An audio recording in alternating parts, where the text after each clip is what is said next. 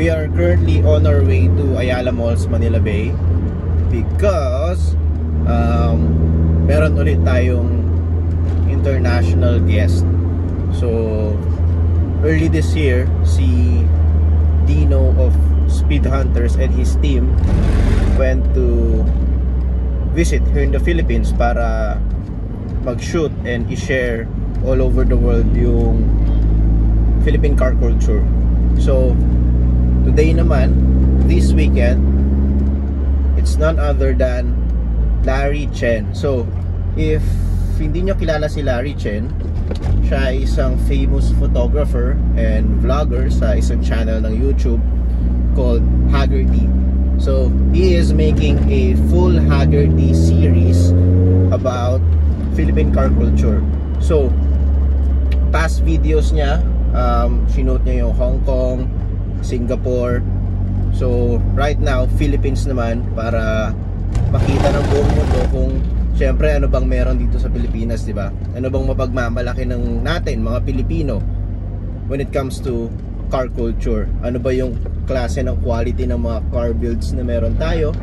Ano ba yung panlasang Pinoy na meron tayo in terms of pagbubuo ng kotse, pagre-restore ng kotse, and also magtutour din si Larry Chen sa mga car shop dito sa atin sa Manila para makita yung skills ng mga Pinoy natin na mekaniko, mga latero, pintor, and syempre iba pa, di ba? So for now, parang welcome meet muna natin si Larry Chen and pakita natin sa kanya kung anong klaseng mga kotse yung meron dito sa Manila. So today, dala natin yung Z3. I was planning to bring the Legacy Wagon, pero unfortunately hindi siya umabot kasi nasa paint pa siya today. Kaya Z3 muna tayo. And tara, let's go. Samahan niyo ako. Lapit na tayo sa Ayala Malls, Manila Bay. We are here and kausap natin si Kev, the one who helped organize the meet. Sabi niya park daw tayo where the BMWs are. So medyo ano pala to, sorted out yung mga cars.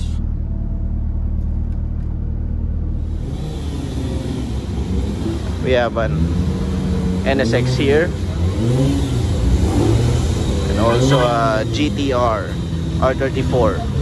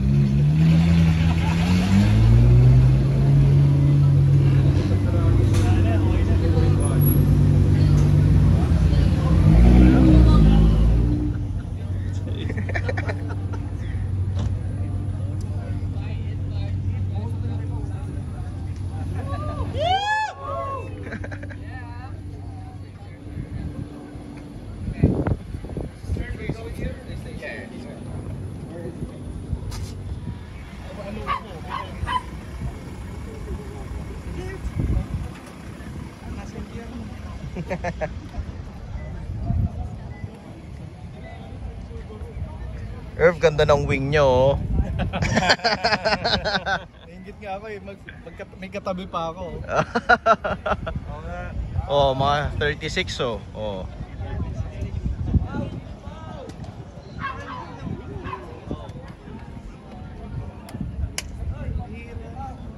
Ako, Irv, sinasabi ko sa'yo pa naglagay ka ng wing. Ang bihira ng ganitong wing. Makukumpleto na yung buhay mo pa naglagay ka nito. Tsaka skirt, no? Oo, hindi mo na kailangan ng jowa. Mabubuo na yung buhay mo pag meron ka na yan. Oh.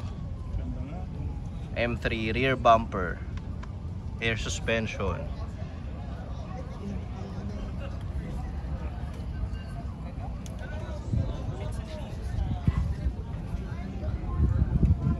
Kotse ni Irvin. Pauwi na kayo, papasok pa lang ako ng trabaho. Sobrang layo na nangyari sa kotse niya. As in, full build talaga.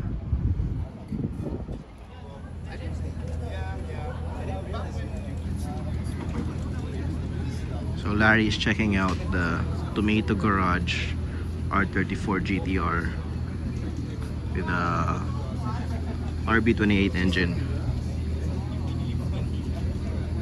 He's gonna like it for sure since he has his own R34 Skyline in Japan. That makes sense. So we are going to tour Larry in the parking lot.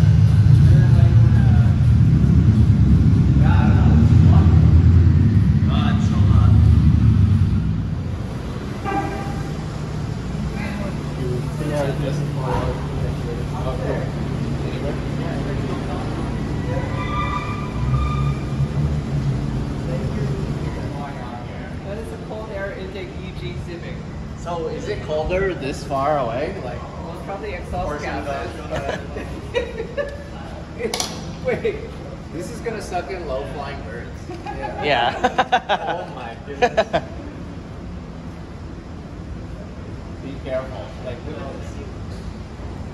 whoa, how cool is that? The guy is so famous. Every spot na mag-stop kami to show some cars, dami talagang fans, grabe.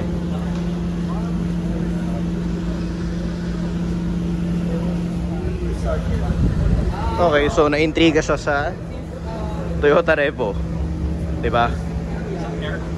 Proudly Pinoy. Revo, 'di ba? Pinas talaga.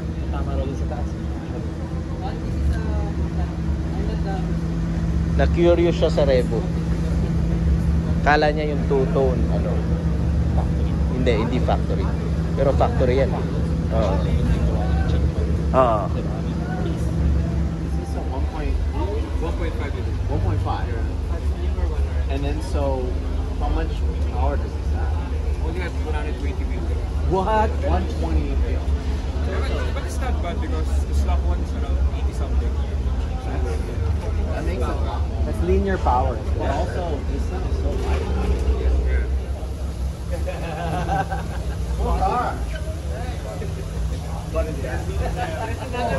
There's another one.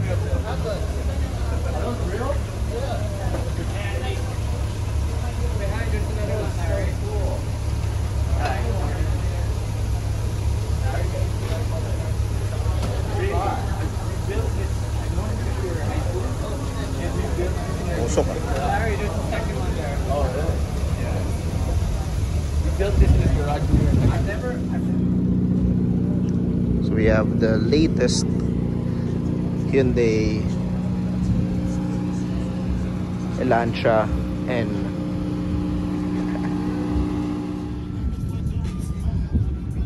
And a Miata with the hardtop on. Teka, hindi ko lang paano ako lalabas mamaya kasi naharangan ni Angie yung dadaanan ko. So look at the parking. So parang Carporn Racing throwback.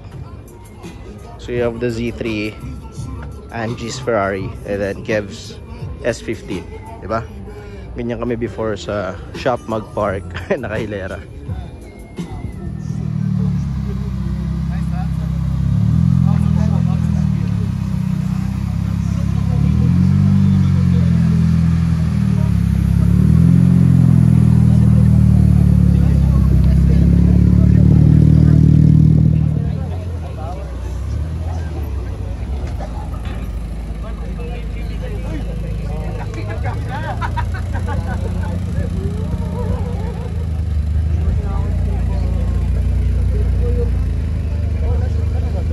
E90 with Alpina wheels. Oo nga eh. Yung gym ni Alex, oh.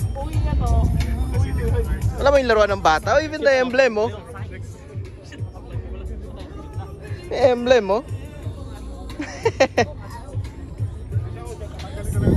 Laruan na laruan.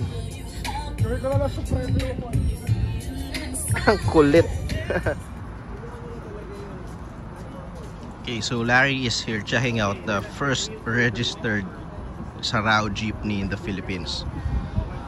So this is the first registered history Sarao jeepney here in the Philippines. Yan yung itsura niya.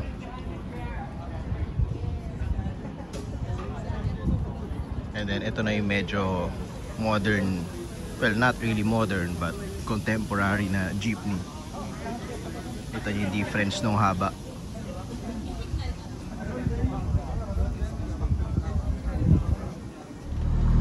Okay, so uwi na tayo. Sobrang init, pero yeah, solid, enjoy. And ayan, marami pang kotse yung dumarating.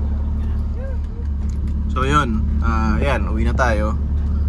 Kasi marami pa tayong gagawin sa bahay. Oops, ayaw pa ako pauwiin. Dahil pang kotse, and for sure marami pang darating na auto. Pero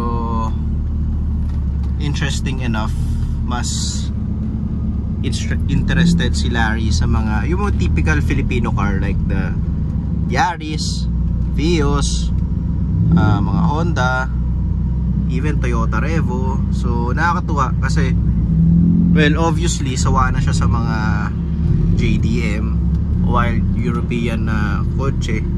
So syempre ito yung bago sa mata niya, and at least, di ba, na-appreciate niya yung mga builds natin dito sa Pilipinas. Yun.